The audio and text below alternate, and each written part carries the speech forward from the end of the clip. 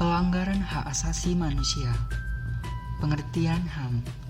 Hak asasi manusia adalah seperangkat hak yang melekat pada hakikat dan keberadaan manusia sebagai makhluk Tuhan yang Maha Esa dan merupakan anugerahnya yang wajib dihormati, dijunjung tinggi, dan dilindungi oleh negara, hukum, pemerintah, dan setiap orang demi kehormatan serta perlindungan harkat dan martabat manusia.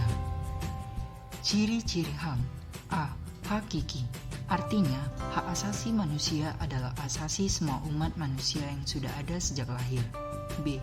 Universal. Artinya, hak asasi manusia berlaku untuk semua orang. C. Tidak dapat dicabut. Artinya, hak asasi manusia tidak dapat dicabut atau diserahkan kepada pihak lain.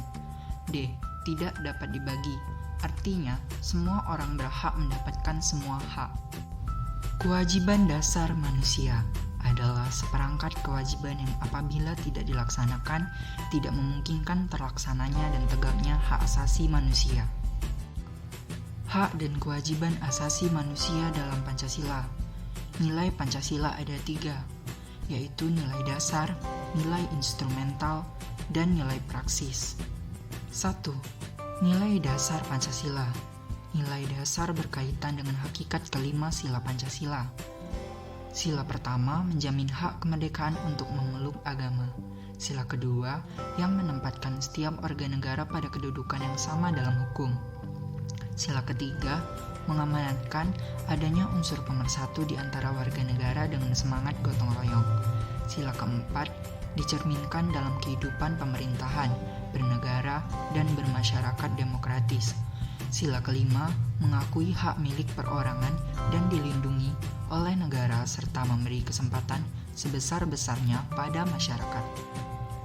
Nilai instrumental Pancasila adalah penjabaran dari nilai-nilai dasar Pancasila. Sifatnya lebih khusus dibandingkan dengan nilai dasar. Dijadikan pedoman pelaksanaan berwujud ketentuan-ketentuan konstitusional, yaitu UUD 1945, Ketetapan MPR, UU Organik, Perpu, Peraturan Pemerintah, dan Kepres. 3. Nilai praksis Pancasila. 1. Sila ketuhanan yang Maha Esa. Hormat menghormati antar umat beragama, tidak memaksakan suatu agama dan kepercayaan kepada orang lain. 2. Sila kemanusiaan yang adil dan beradab, saling mencintai sesama manusia, tidak semena-mena terhadap orang lain, menjunjung tinggi nilai kemanusiaan. 3. Sila persatuan Indonesia, rela berkorban untuk kepentingan bangsa dan negara, cinta tanah air dan bangsa. 4. Sila kerakyatan yang dipimpin oleh hikmat kebijaksanaan dalam permusyawaratan perwakilan, mengutamakan kepentingan negara dan masyarakat, tidak memaksakan kehendak kepada orang lain, menerima dan melaksanakan setiap keputusan. 5. Sila keadilan sosial bagi seluruh rakyat Indonesia, menjaga keseimbangan antara hak dan kewajiban, menghormati hak-hak orang lain, menjauhi sikap pemerasan kepada orang lain. Penyebab pelanggaran HAM ada 2 faktor, yaitu A. Faktor internal. 1. Sikap egois atau terlalu mementingkan diri sendiri. 2. Rendahnya kesadaran HAM. 3. Sikap tidak toleran. B. Faktor eksternal. 1. Penyalahgunaan kekuasaan. 2. Ketidaktegasan aparat penegak hukum. 3. Penyalahgunaan teknologi. Contoh kasus pelanggaran HAM yang pernah terjadi di Indonesia. 1. Kerusuhan Tanjung Priok tanggal 12 September 1984. 2. Penyerbuan kantor Partai Demokrasi 27 Juli 1996. 3. Penembakan mahasiswa Universitas Trisakti pada tanggal 12 Mei 1998. 4. Tragedi Semanggi I pada tanggal 13 November 1998. 5. Penculikan aktivis pada 1997-1998.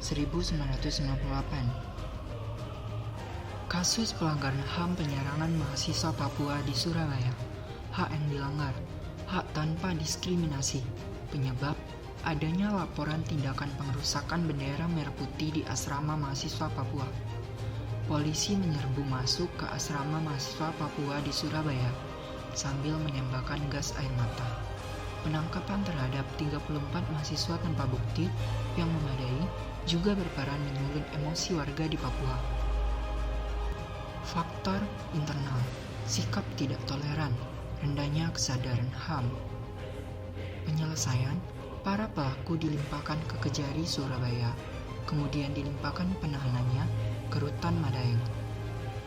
Penanganan kasus kejahatan rasial ini secara terbuka melalui peradilan umum agar tercipta transparansi, akuntabel, dan berkeadilan.